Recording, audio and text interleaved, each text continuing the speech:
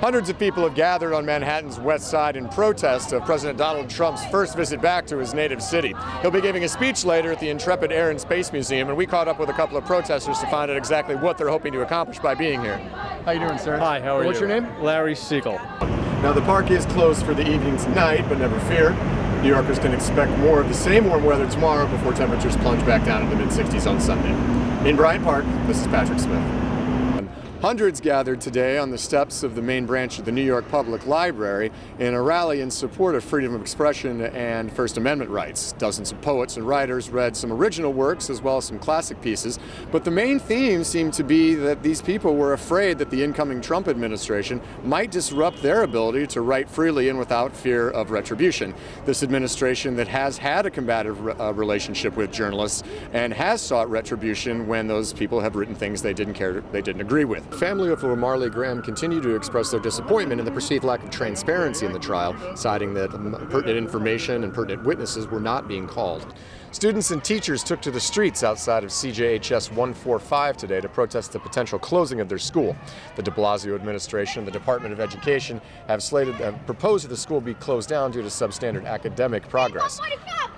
Those who are in favor of keeping this school open, as you can see, have a great deal of enthusiasm behind me. Today marks the 20th anniversary of the death of Christopher Wallace, also known as the rapper Biggie Smalls, who was shot to death at the age of 24 in Los Angeles.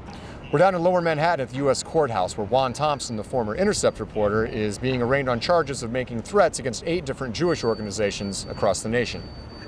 Sergio Reyes, as you may recall, was shot and killed back in February after being struck 14 times by bullets from NYPD while brandishing a fake weapon in an attempted robbery. The 34th precinct here in Washington Heights was the first to roll out body cameras to its officers, with additional precincts in Manhattan to follow this spring and Brooklyn over the summer. In Washington Heights, this is Patrick Smith. It all started a little after 2 p.m. this afternoon when police responded to a shots fired call at 565 Gates Avenue in Bed-Stuy.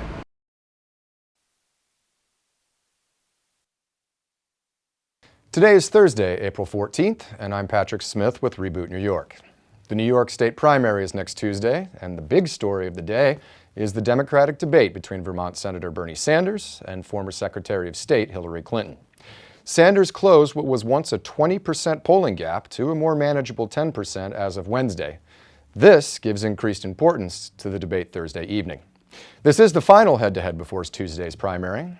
The Dougal Greenhouse in the Brooklyn Navy Yard will serve as the venue, and the first question is set for 9 p.m. Eastern. Reboot New York has a team in Brooklyn, and they spoke with Brooklynites to see if they thought a strong debate performance by either candidate could significantly influence the upcoming vote. So let's bring it out to Sarah Hermina on location in Brooklyn. Sarah?